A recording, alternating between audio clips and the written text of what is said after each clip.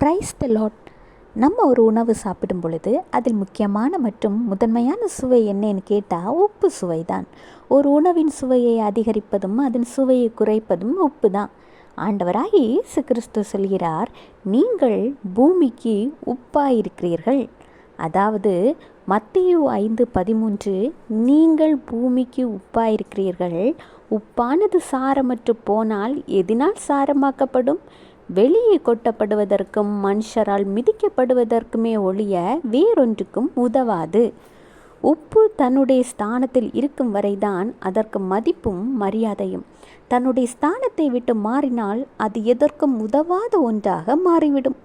அதாவது குப்பையில் கொட்டுவதற்கு மட்டும்தான் உதவும். இது போல தான் மனுஷங்களாகிய நம்ம ஒவ்வொரு பேருடைய வாழ்க்கையும்.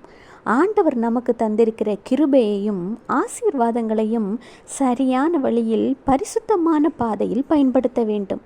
நம்மளுடைய தவறுகளினாலும் பாவங்களினாலும் ஆண்டவர் கொடுத்த கிருபையை இழந்து போகும் பொழுது நாமும் உப்பை போல சாரமற்றவர்களாக போயிடுவோம். அதற்கு பின்பு உப்பின் நிலைமைதான் நமக்கும். ஆண்டவராகிய இயேசு கிறிஸ்து வார்த்தைகளின் மூலம் உங்கள் கூட திட்டமும் தெளிவுமாக தினமும் பேசிக்கொண்டிருக்கிறார்.